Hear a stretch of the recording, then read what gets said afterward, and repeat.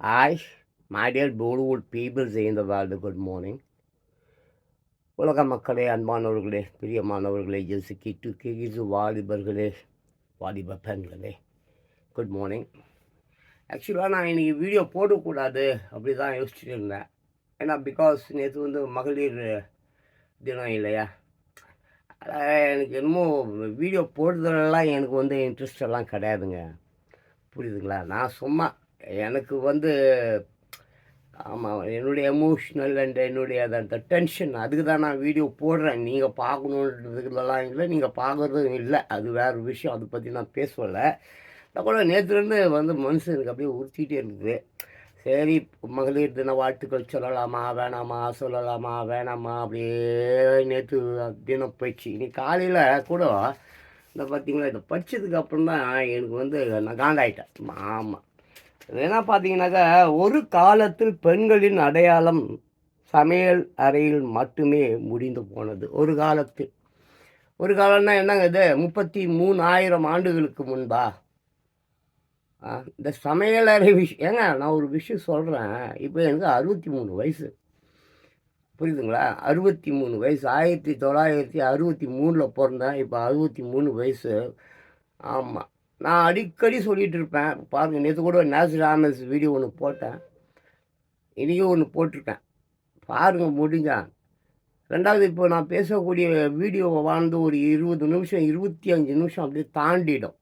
நான் ஏற்கனவே வந்து ஒரு 7 ஷார்ட்ஸ் எடுத்து வச்சுருக்கேன். என்னதான் நடக்கும் நடக்கட்டுமே, இருட்டினில் நீதி மறையட்டுமே, தன்னாலே வெளிவரும் மயங்காதே, ஒரு தலைவன் இருக்கிறான் தயங்காதே. எம்ஜிஆருடைய பாடல் ஒன்று. ஒரு பாட்டை காப்பிரைட் வந்துடும் அப்படின்றதுக்காக கட் பண்ணி ஒரு 20 செகண்ட்ஸ் 25 செகண்ட்ஸ் அந்த மாதிரி ஒரு 7 வீடியோ வச்சுருக்கேன். இன்னும் ஒரு 3 வீடியோ. ஆமாம், அது வந்து கொஞ்சம் லென்த்தாக இருக்கும்னு வச்சுங்களேன், ஒரு 2.5 நிமிஷம் இருக்கும். ஏன்னா 2:58 ஆயிடுச்சுன்னு சொன்னாங்க, அது அப்புறம் 3 நிமிஷத்துக்கு மேலே போய்ட்டு அது லாங் வீடியோ, லென்த்து வீடியோ ஆகிடும்.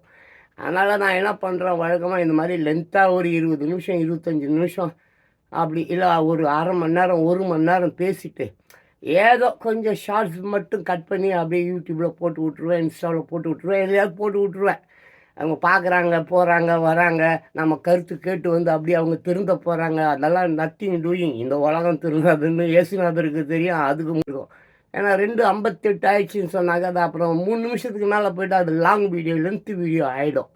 அதனால் நான் என்ன பண்ணுறேன், வழக்கமாக இந்த மாதிரி லென்த்தாக ஒரு 20 நிமிஷம் 25 நிமிஷம் அப்படி இல்லை, ஒரு அரை மணி நேரம் 1 மணி நேரம் பேசிவிட்டு ஏதோ கொஞ்சம் ஷார்ட்ஸ் மட்டும் கட் பண்ணி அப்படியே யூடியூப்பில் போட்டு விட்ருவேன், இன்ஸ்டாவில் போட்டு விட்ருவேன், எதையாவது போட்டு விட்ருவேன். அவங்க பார்க்குறாங்க, போகிறாங்க, வராங்க, நம்ம கருத்து கேட்டு வந்து அப்படியே அவங்க திருந்த போகிறாங்க. அதெல்லாம் நத்திங் டூயிங். இந்த உலகம் திருந்தாதுன்னு இயேசுநாதருக்கு தெரியும், அதுக்கு முன்னால் உள்ள மிகப்பெரிய அறிஞர்களுக்கும் தெரியும். இதெல்லாம் ஏன் நம்ம பேசுகிறோம்?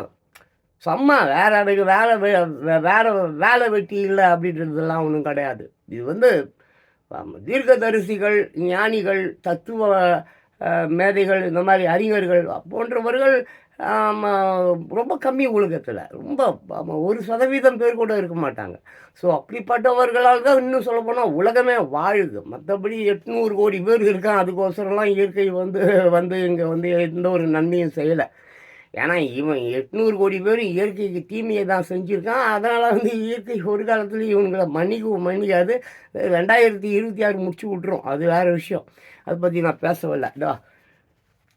பார்த்தேன் ஸ்டார்டிங் பண்ணால் அப்படியே விட்டோம் பாருங்கள். இப்படி தான் ஒரு இடத்துல நான் பேசுகிறதுல பார்த்தீங்கன்னாக்க, தலை எங்கேயோ இருக்கும், வால் எங்கேயோ இருக்கும், கால் எங்கேயோ இருக்கும், கை எங்கேயோ இருக்கும். காரணம் என்னென்னா, நான் ஒரு பாயிண்ட் எடுத்து தான் பேச ஆரம்பிப்பேன். இடையில அது அப்படியே இங்கேருந்து அங்கேருந்து இங்கேருந்து ஜம்ப் ஆகி அப்படியே உலகத்தெல்லாம் சுற்றி திருப்பி எங்கே முடிக்கிறதுனே தெரியாமல் போயிடும்.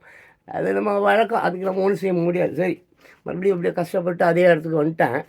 பார்த்தீங்கன்னா, ஒரு காலத்தில் பெண்களின் அடையாளம் சமையல் அறையில் மட்டுமே முடிந்து போனது போட்டிருக்காங்க. ரொம்ப ரொம்ப முக்கியமான விஷயம். ஏன்னா எவனுக்குமே தெரியாது பாருங்கள், உலகத்தில் உள்ள ஒரு பயலுக்கும் தெரியாது. இப்போ நான் பேசுகிறதெல்லாம் ஒரு பயலுக்கும் தெரியாது. எல்லா பயலுக்கும் எல்லாம் தெரியும்.